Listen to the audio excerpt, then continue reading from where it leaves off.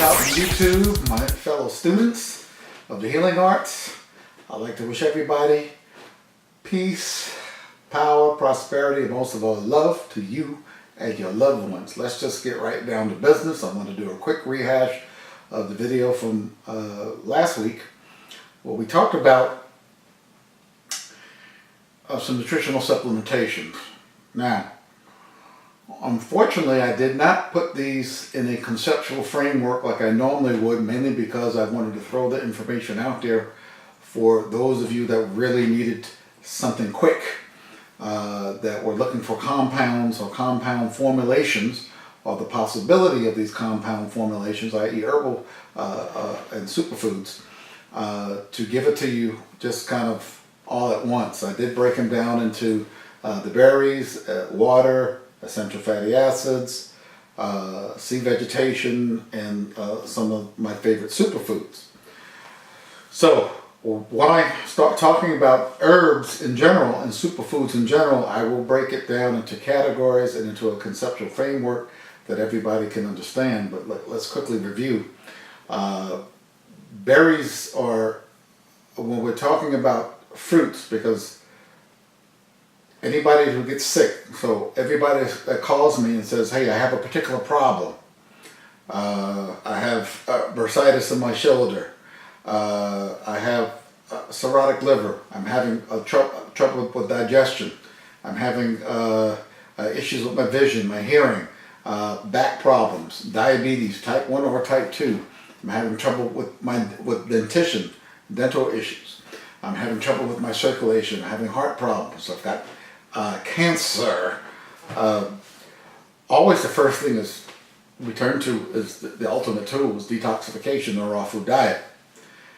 Listen, the popularization, the bastardization, and then the commercialization of raw foods and the raw food lifestyle, is not something that we should be concerned about. I don't care what you call yourself. You can be a vegan and be unhealthy.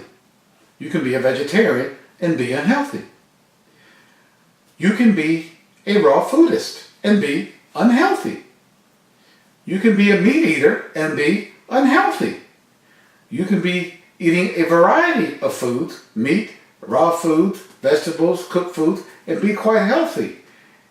It is not the label. It is what knowledge are you putting to use and what conceptual framework are you doing this in? It doesn't make rational sense. I said, for most of you, eating cooked foods when you have any type of inflammation in your body, that includes bursitis, and I've had it before. I got an issue with my elbow right now, the epicondyle, medial epicondyle, from playing basketball. I got hit there as I'm going up.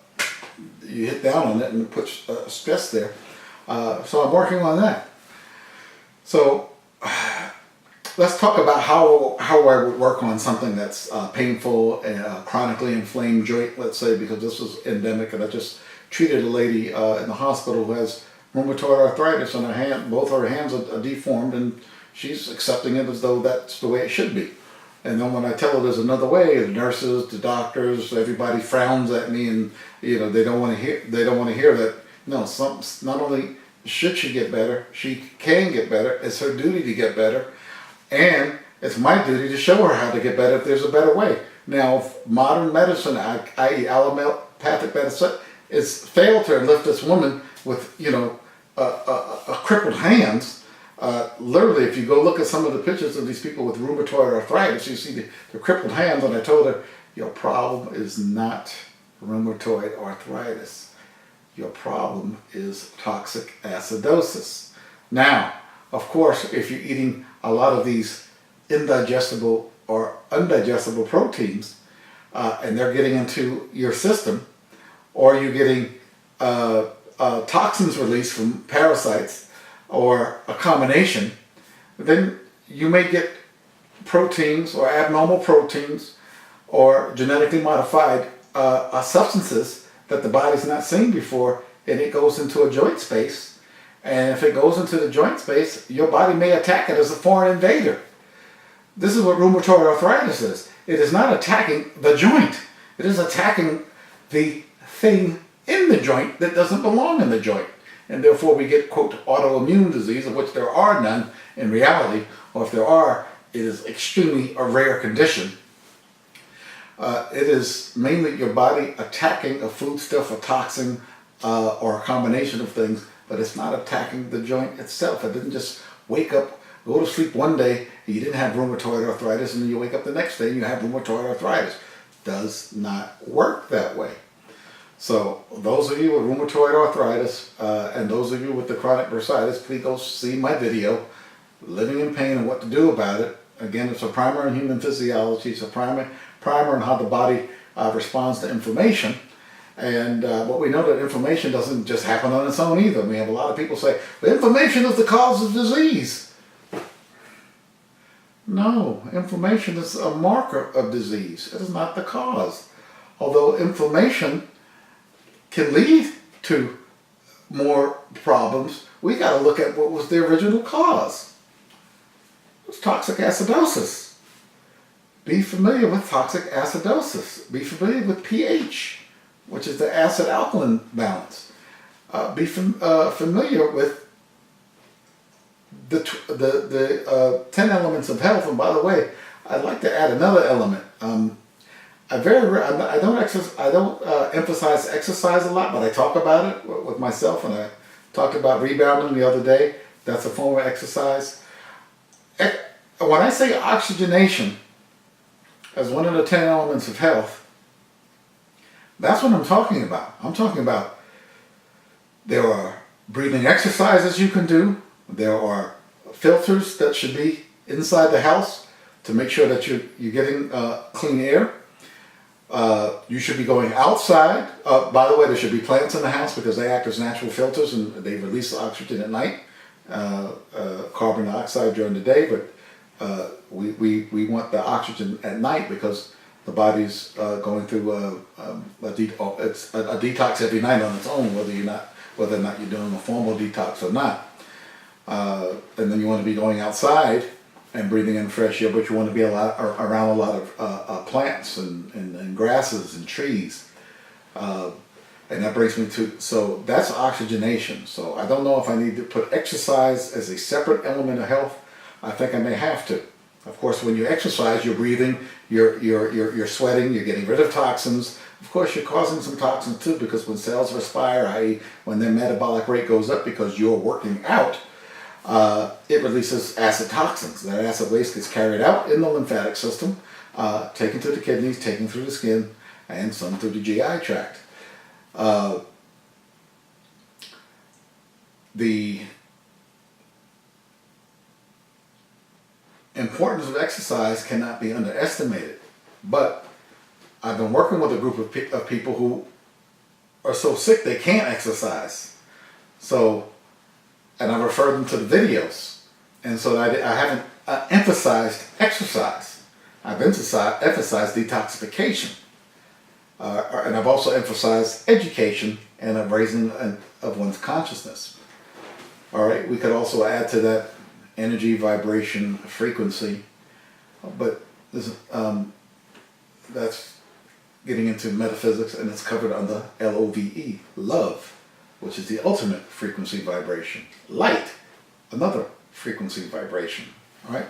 So I don't want to make it too complicated, but I think I should add exercise as the 11th element of health, and grounding, which means you go out barefoot onto the ground, onto Mother Nature, onto the dirt, onto the grass. And what I like to do is find a tree, and what I'll do is I'll walk barefoot on my lawn. This is usually in my backyard. I have a big palm tree back there, and I'll find that palm tree. And actually this palm tree is kind of interesting. It almost looks like a cross between a birch and a palm tree together. But I go up to there, and I usually just intuitively put my right hand on it first, and then I put my left hand on the tree, and then I'll close my eyes and I'll just say, talk to me. And really that is just me opening up to that flow of energy. The tree is so important because that tree goes way underground. Those roots, by the time you walk up to it, those roots are already under your feet. They are all over the place, right? That tree has gone deep into the ground. So it's a great way to get grounded quickly, is touching that tree. And then close your eyes and just feeling the energy and vibration. We don't have to do anything magical and say the magic words and ohm the magic ohm and do the magic chant and do all the crazy nonsense that people talk about. You just go into nature, get grounded, 5, 10, 20 minutes, as long as you can do it, the longer the better. And that has a way of pushing out positive electricity, positive charged particles, because Mother Earth is negatively charged. And so when you get grounded, she pushes those negative charges into you, and then they go, and it's actually a pushing from the ground up through your body and out. And there's a thing called timing. It's almost as though your body, every so often, looks for that grounding. So, and then Mother Nature or the Earth is sending back a message, an information. And most of us are not aware of that, how important grounding is. But I didn't want to complicate things, but now you know that grounding is important. And grounding is also anti-inflammatory. So again, if you have chronic inflammation, you want to go get grounded. Try it for 30 days, you'll see. So, the detoxification. We're adding now exercise, right? You're going to have to figure out what exercise is good for you. Is it walking? Is it something more strenuous? Is it tennis? Is it golf? If it's golf, please do a lot of walking. You will have to find out what the exercise is, but whatever it is, you have to like it, otherwise you're not going to do it.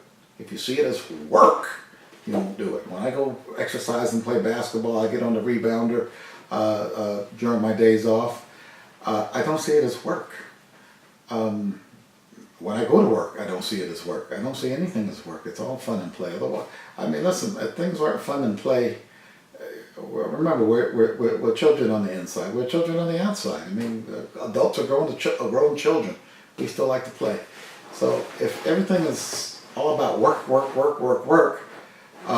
you're going to rebel against that. It's going to stress you out, and it's going to create a whole negative cascade of toxic steroids. So this brings another thing about a toxic hormone reaction. This brings up another thing about inflammation and bursitis and joint problems, is that if you're under emotional stress, that increases inflammation. It actually increases cortisol and a whole cascade of pro-inflammatory prostaglandins, icosanoids. I don't expect you guys to get all into this yet. It'll be discussed when we start getting more deeply into human physiology. But we're going to be discussing brain physiology. We're going to be discussing serotonin, dopamine, norepinephrine, phenylethylamines. I mean, all this stuff right now it's not worth talking about, because it's not going to make sense to most of you guys. So we got to remember the simplicity of health. Go see that video. We got to keep things simple before we can get to these chemicals. So I don't want to drag you too far deep into science without having you grounded. So we must be grounded in our minds. We must be grounded in our bodies. We must be grounded in nature. So grounding is anti-inflammatory, i.e. it is anti-inflammatory.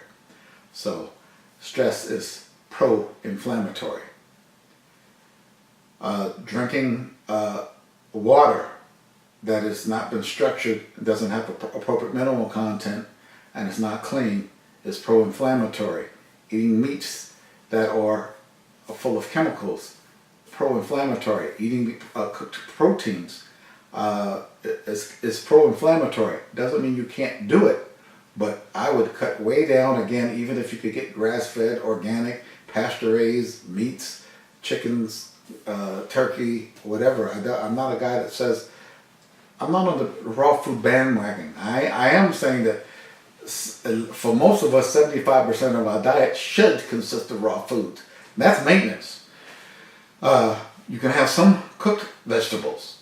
Okay? How you cook them and what you cook them in is important. So, the vegetable oils, especially the hydrogenated vegetable oils that all of us are so fond of, including our favorite oil for the health conscious, which is the avocado oil, the olive oil, the coconut oils. Once you start heating these things up at high temperatures to stir fry vegetables and to cook your onions and your cruciferous vegetables, you have to be careful. That's why I said it's better to use raw organic butter or ghee or even animal lard, as long as you can get it from a clean animal. You know, grass-fed, pasture-raised cow, you can get the lard and cook with that because it holds up to the heat much better and it does not produce these trans fatty acids. So those are pro-inflammatory. So if you're cooking your foods and you have inflammation in your body, you will likely continue to have the inflammation. If you stop cooking the foods, especially these pro-inflammatory oils, these vegetable oils, likely if you've been doing that, now your body has a chance to cool itself off. You increase the raw foods, especially for inflammation. What's going to cool the body down? What's the thing that's going to cool the body down are the minerals that come from the fruits, and also all the vitamin C's, the bioflavonoids, all those complexes, the actual energy and vibration of the fruit itself going into your body to inform your body that a fruit is in the body and it's going to start to pull things out, it's going to start to energize. And that's why a lot of you have a lot of difficulty, because fruits are high in vibration. And some of you that go on an all-fruit diet sometimes can't handle it, and you need to balance with the green stuff. So balance is good, but I mean, if you want quick results, man, the fruits, and especially the fruit super smoothies. So what else would I do of anti-inflammatory? Reduce stress in your life. If you're in a bad relationship, there's something going on, you're worried about something, you must make peace with that immediately. Parent is sick, you're breaking up with a boyfriend, you're going through a divorce, whatever that is, that's going to immediately create, you're worried about work, there's financial pressure, that creates a pro-inflammatory state within the body. So remember the mind-body connection. What else would I do? Detoxification, raw food diet, and you stay on that raw food diet until the inflammation goes away. That's your body's marker to tell you that you need to stay on it. There are a couple of things that I've, since the last video, that I've really begun to delve into and understand when I try and simplify health. Like, it was a question to me. What should I focus on if I want a quick result in my health? Obviously, it's detoxification, but really, what are you focusing on? You're focusing on not putting toxins in your body. You're focusing on getting toxins out. You're focusing on the acid base balance, but you really are focusing on your gut and your gut flora. This is what we call the biome, right? And you can have a thing called dysbiosis, which is these gut bacteria out of balance. And for most of us who have taken antibiotics, that would include mostly all of us. Matter of fact, it includes everybody. Even your children who have never taken an antibiotic have been exposed to antibiotics. Because why? We are now aware that 75% of all the livestock in the U.S. or 75% of all the antibiotics used in the United States goes to the livestock. That's incredible. Only 25% goes directly for human ailments. 75% of all the antibiotics going to the meats, and that's why I tell you, you can't eat the regular meats. It's not really issue with eating small amounts of meat, and most of you eat too much meat when you do eat the meat. Again, pro-inflammatory. Because if the body can't digest a big steak, it doesn't matter if it was grass-fed, organically raised, pasture-raised, and all that stuff, high in CLA and high in good fats. I mean, you got a big freaking steak and a little salad on the side of just a meat meal. Your body's not going to do very well with that. It's going to take days to break that down. Even your carnivores take days to break their protein meal down. Days. So what do you think we who are really not carnivores, this is not a carnivore body. These are not carnivore teeth made for ripping.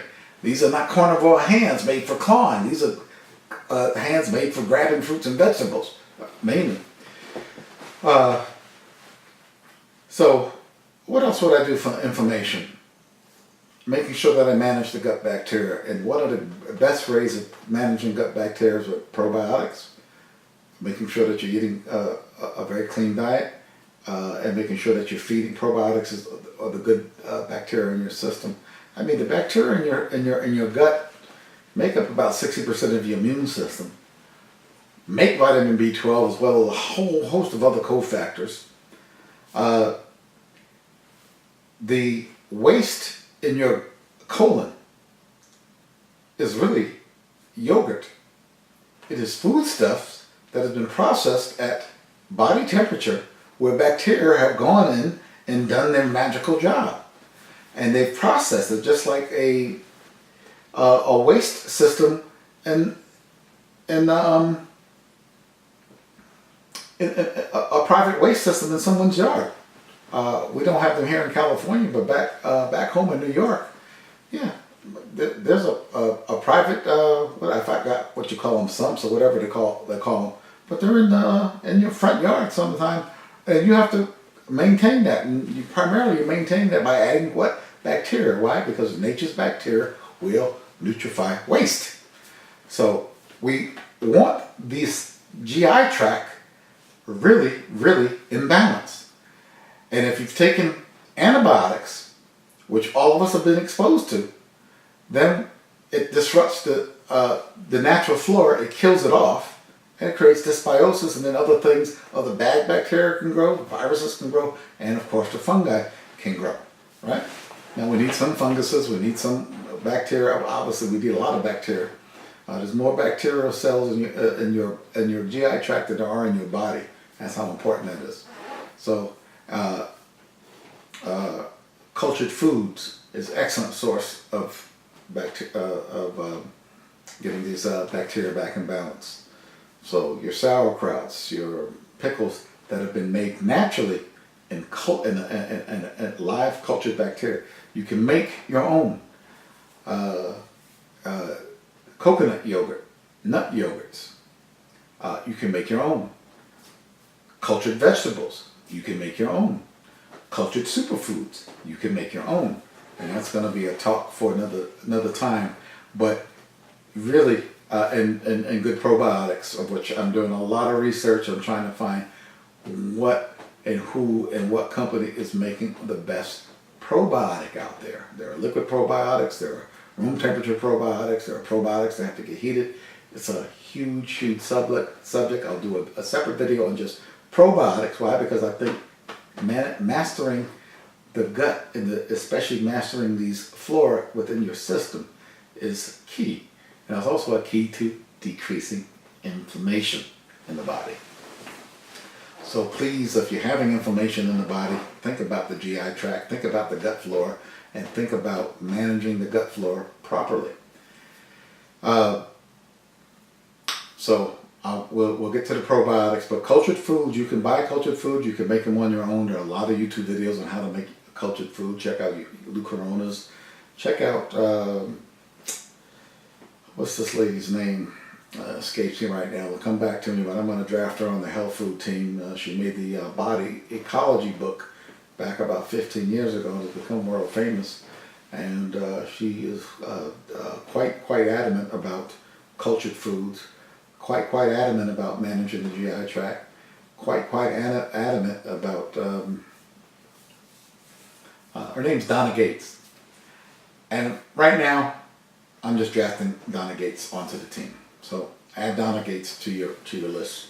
So go look up Donna, D-O-N-N-A, Gates, G-A-T-E-S, Body Ecology. Body Ecology. She's on YouTube. Go to YouTube. From there you can get to her websites. I'm drafting Donna Gates. Why? Because she is a stickler about managing the gut flora, the GI tract of the cultured foods. And she has a lot of resources. But, again, I shared with you another resource. The all-star team that we have. I'm not going to go through it again today, but I just brought her on. The team. Welcome, Donna Gates. She doesn't know she's been drafted, but she has been. Such is the beauty of YouTube. And education. So what else would I do with inflammation, chronic inflammation that seems stubborn and won't go away? The berries and the fruits. We talked about it, but you can go get the goji berries, the camu, the blueberries, the blackberries, the strawberries.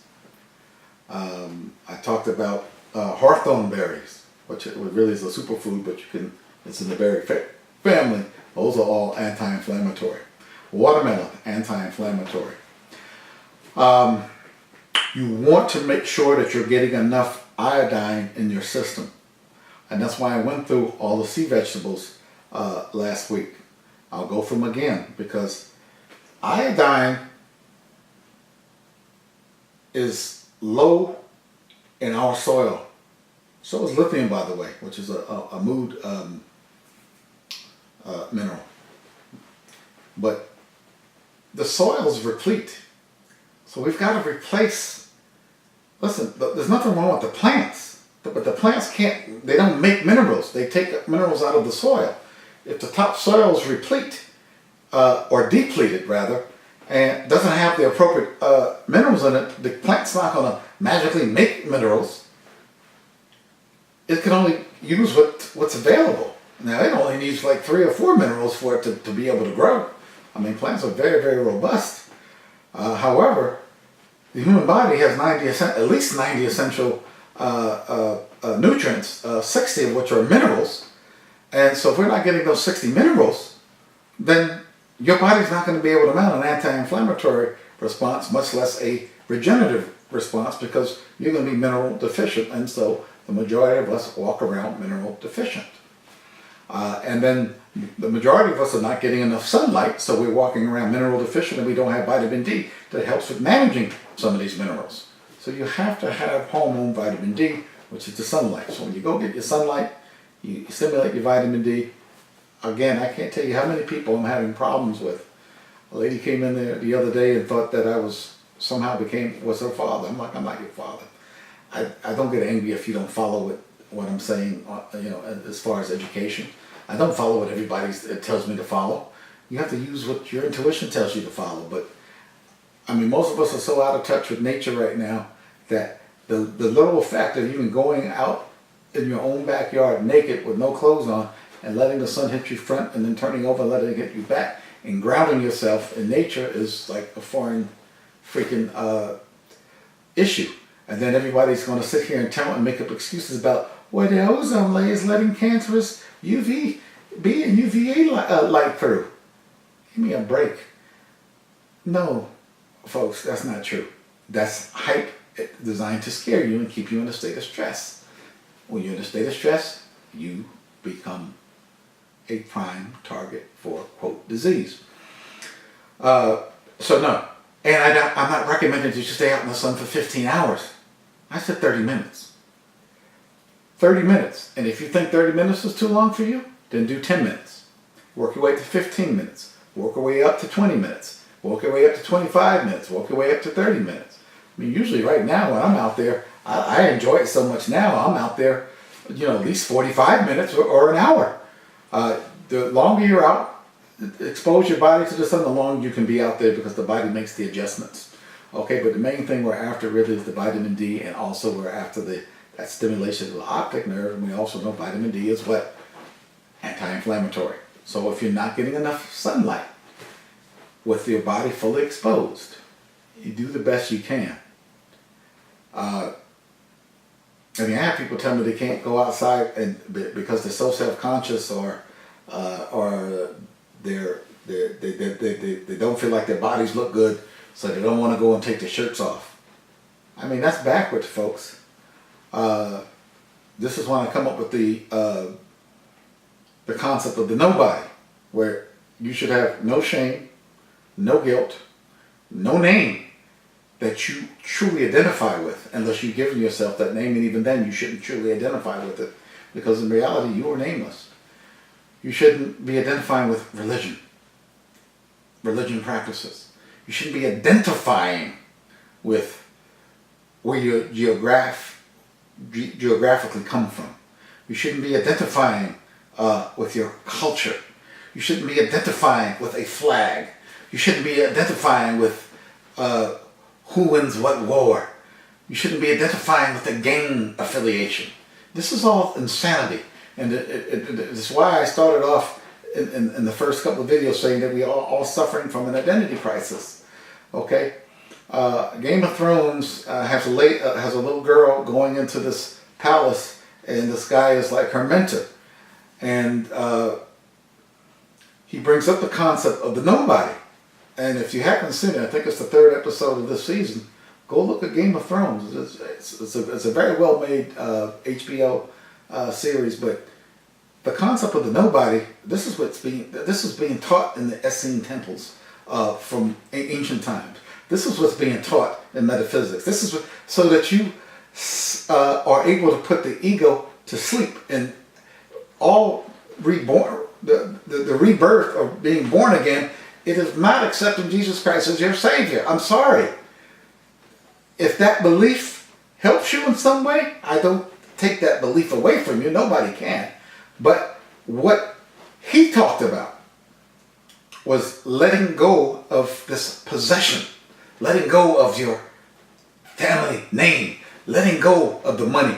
Doesn't mean you can't have money. You don't need to possess the money. You don't need to identify with the name, the culture, the geography, all the nonsense that we get programmed with. No, you just become the nobody. The nobody is somebody that doesn't identify with any of that stuff, and therefore is free to encompass all. It's free to become whatever that person chooses. And so the concept of the nobody, I think, is an excellent metaphysical and spiritual principle that we should all familiarize ourselves with. And therefore, then we don't come up with terms like, I'm a vegetarian. No, you don't identify with that. I'm a healthitarian. I'm about reaching my maximal potential as a human being, a tarian. I'm not a vegetarian, a raw fooditarian, or any of that atarian. All right, that's all hype and all BS. And listen, most of the stuff is designed to sell you stuff. We know that eating raw food is healthy. We know that raw food is anti-inflammatory, especially if it's grown in mineral-rich soil, or we now know how to add the minerals. So again, iodine is a master mineral in the body. It needs to be there. We got the sea vegetables, we got the Irish sea moss, we got the chlorella, the spirulina, the blue algae, the dulse, the kelp, the there's the nori, there's all kinds of seaweeds, bladderwrack, we cannot leave out bladderwrack. All these things are high in iodine. So let's not leave out the iodine, because something about that iodine, man, it gives a vibration that it just can't be beat. And I call it the master mineral, because other minerals kind of play off iodine. And everybody talks about calcium, magnesium, of course, manganese. We need all of it. Boron, phosphorus, we need all of it. But man, that iodine is something special about it. I'll get into more details about iodine. But I just gave you all the sea vegetables that are high in iodine. All right. So go get it. Now what else? So I would get the iodine-rich sea vegetation if I was dealing with an inflammatory problem. I would go get the essential fatty acids because they're anti-inflammatory. I don't know if on the last video I mentioned krill oil, Krill. That is anti-inflammatory. Unfortunately, it does come from a sea animal, a very small sea animal. It's the very thing that turns the Red Sea red, and whales and other animals feed on this stuff, and we can now make a krill oil that has not only a good balance of omega-3s, 9s, The omega-3s are long-chain fatty acids, medium chain and short chain. This one actually happens to have a lot of long-chain fatty acids which go directly to your brain. So it's great for nervous system, but they're also anti-inflammatory. So your essential fatty acids, your algae oils, your hemp oils, your flaxseed oils, your chia seeds. You don't necessarily have to make an oil out of chia seed. Your coconut oils, raw, organic, obviously not cooked.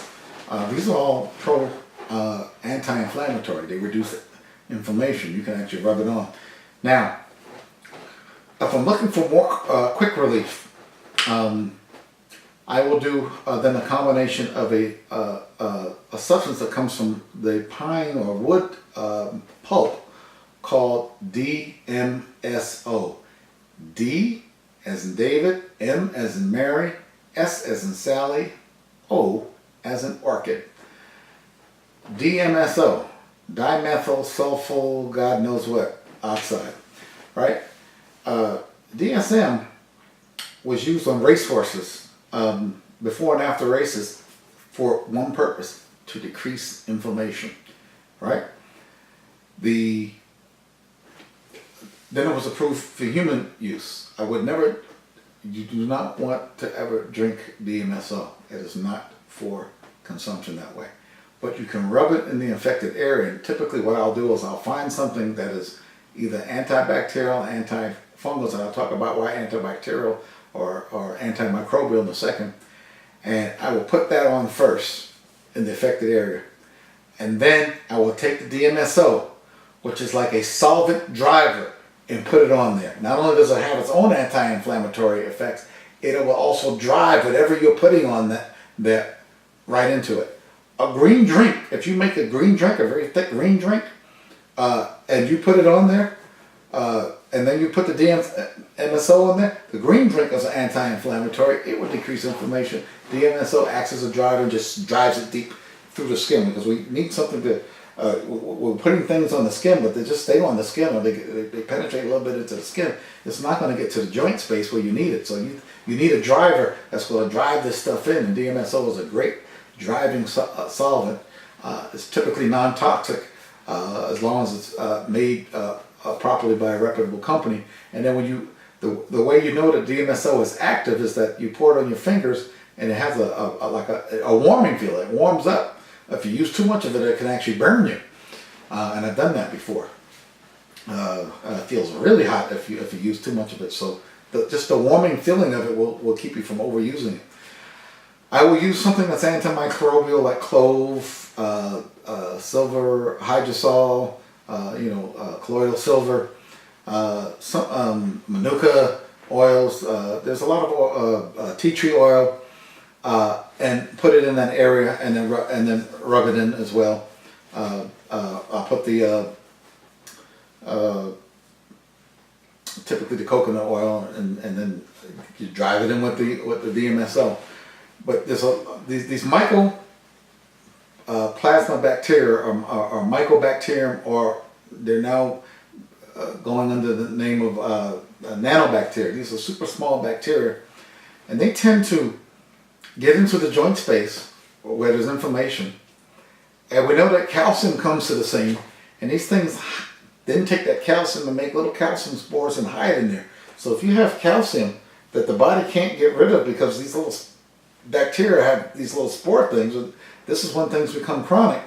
Not only will the DMSO break down those calcium deposits and expose that bacteria, but then you need something to kill it off. So you can take the colloidal silver sublingual, you can rub it directly in. You can look up some of your oils, your essential oils that are antimicrobial, and put that on there and then rub it in. We do the same thing with toenail fungus, anything where there's chronic inflammation or infection. DMSO is an excellent solvent to drive whatever that substance is. You have the medicinal herb paste, and you want to rub that on there and drive it in with the DMSO. So I would use a DMSO, and I would also think about these small nanobacteria that encrustulate themselves in the calcium, and this calcium becomes a deposit, and it's not so easy to get rid of. Detoxification will help, but it's still very difficult to get rid of.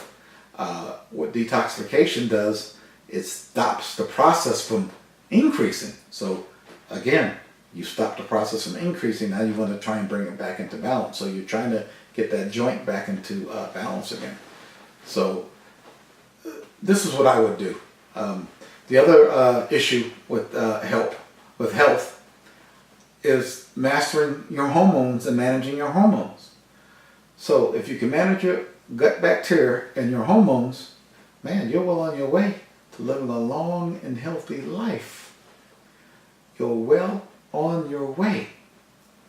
So let's start with a little bit of human physiology 101. The endocrine system. This is the system that makes the hormones. Your pituitary, your thalamus, your hypothalamus, your pineal gland, your thyroid. Your liver is actually an endocrine and exocrine gland, story for another day. Your pancreas, your gonads. All of these, your adrenal glands, please not let me forget the adrenal glands, one of the most important. These are glands that secrete substances that facilitate reactions in other parts of the body, i.e. corticosteroids. Cortisol. Cortisol increases inflammation. Corticosteroid decreases inflammation. So it's very important that we understand where in human physiology does it sit. The body is a city. So in this city, we have, just like any city, we have a transportation department. That would be typically the blood, because that carries things to the cells, it nourishes the cells, right? It works in concert with hormones. So the blood then becomes the transportation system and the kitchen at the same time. It's the transportation system of the body is your blood. We do have another transportation system. That is the lymphatic system. So as blood is bringing nutrients in, and the cells are using the nutrients that they need for whatever their metabolic process requires, they're giving out acid waste. Those acid waste carried away by another transport system. That would be your lymph system. Your lymph system is part of the waste system. So that is now part of your sanitation department of your city. That's your lymph. Obviously, part of the sanitation department of your lymph is your gastrointestinal tube or your gastrointestinal system, right? Starting in the mouth and ending at the rectum and anus as waste products come out there. So another part of your waste system is your kidneys, because lymph will carry this acidic waste to your kidneys. The kidneys are not so much filtering blood as it is filtering lymph. Your skin will act as part of your waste system when it needs to. It also is intimately tied into your immune system. Okay, obviously it's a huge protective system, and also it's a huge system for producing vitamin D and other things that we will not go into right now. The skin is a big organ. It's a living organ, and it's shedding all the time and making new cells all the time. So is most of the body, by the way. So where do I put the endocrine system as part of the city? I put that as city council. So all of these endocrine glands are like the politicians that make critical decisions about what needs to be done in the city, called your body, the human body. We have a police department, and that's tied into the waste system, it's tied into the blood, it's tied into the skin, it's tied into a lot of different systems, and that is your immune system. That's the police department, right? It gets rid of the bad guys, right? It gets rid of the things that shouldn't be there. So it polices and that's your immune system, right? That's what phagocytes and B cells and T cells and neutrophils and white blood cells and all this stuff is under the immune system. It's also into the lymph nodes. Remember, the lymph nodes are part of the lymph system. So also remember, 60% of your police department is coming from the gut bacteria. And I'll explain how that works in another video. So that's how you want to understand conceptually where this critical system called the endocrine or hormonal system sits. Now, each cell can also make its own hormones, eicosanoids and thromboxanes and prostaglandins and so forth. No need to get into the science of that right now either. At some point in time, once we have these conceptual frameworks in. So the buildings in the body, well, these are your organs. These are your these are your structures. So those will be the organs in your body. Your bone will be considered part of that building, your anatomy. So the structures that are the body are your buildings. We must have a communication system, do we not? Like we have a telephone system that has its wires going all over the place. Now we have wireless communication, but remember back in the day when there were telephone lines? We still have them. So what would that be? Well, that's the brain, the central nervous system, going down into your spinal cord, going down and then coming with these nerves coming out, and then innervating organs, muscles, structures, GI tract. We have autonomic. We have the conscious nervous system. Autonomic means it's just happening without your consciousness. Conscious meaning that you're in control of it. When I move my hand from right to left, that's the conscious. That's not the autonomic. Your heart beating is autonomic. Your breathing is autonomic. What the liver is doing is autonomic. What the GI tract does with peristalsis and breaking down food and excreting fluid, that's autonomic. So you have a communication system. So now we see that we have buildings, we have a delivery mechanism. And by the way, that delivery mechanism in the city is your roads, right? Your sanitation department will be your sewage system, which are underneath the roads, right? The part that nobody wants to go to, but guess what? Healers, we go right where things are the dirtiest, because that's where things need to be cleaned up, right? And nobody wants to talk about gut crap, bacteria, your own internal yogurt making system that comes out brown in color. Nobody wants to talk about that, but it's extremely important. It's also extremely important to watch your bowel movements. Most normal people should be having a minimum of one large bowel movement a day, and preferably two. If you eat 2 meals, you probably should be having 2. So if you're not, that means you got to work on that GI tract. You got to be having at least one. When you're going to still fall behind the 8 ball a little bit if you're only having 1, but 2 preferably. Again, the more raw food you eat, the more fiber you get, the more this stuff is going to just come right out of, act as a natural system to push food through your GI tract. So I just wanted to give you that basic human physiology 101, just now the conceptual framework, then we can get into it more deeply. We got the communication system, that's the nervous system. We have the delivery or the roads, that's the blood, right? Like trucks delivering foodstuffs to the grocery store, and in the grocery store to the various cells. That would be the customers, that's us, coming to the grocery stores to get this stuff. So we have a delivery system, the roads, and the stores. And then we have our waste plant. We have a waste processing plant called the gastrointestinal system. We have a kidney system. We have a lymphatic system that takes waste to the kidneys. We have a skin that allows waste to be excreted through the skin.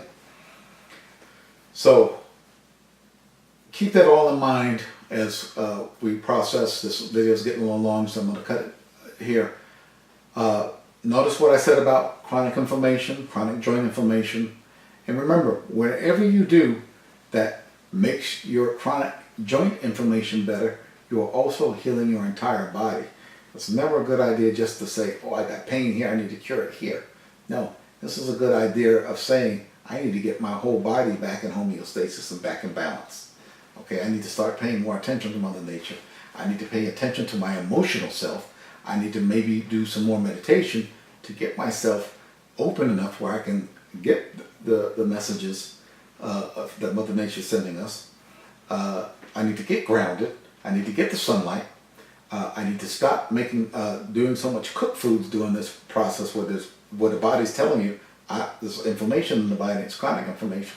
We must understand the nanobacteria, the mycobacterium process of opening it up quickly with DMSO, but raw foods will do it, and then killing off those bacteria with a substance that gets to the bacteria quickly. DMSO will break it down, open it up because it's a solvent.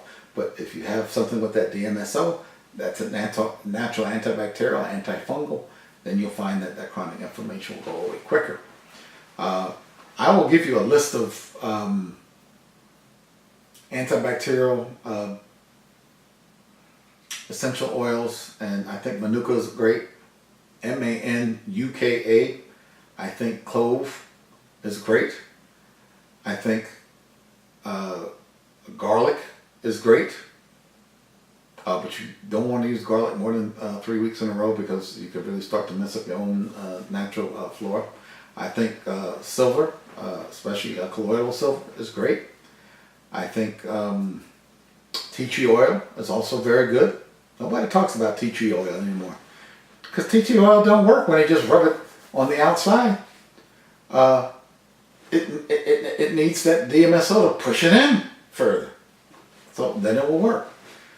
The essential fatty acids, the berries, the raw foods, all of it comes together and decreases inflammation naturally. Okay, so that's what I would do. I'm working on my inflammation right now because I just had this thing now for about a month, you know, and obviously you have to stop doing the thing that may have injured that area in the first place. For me, I've not done that.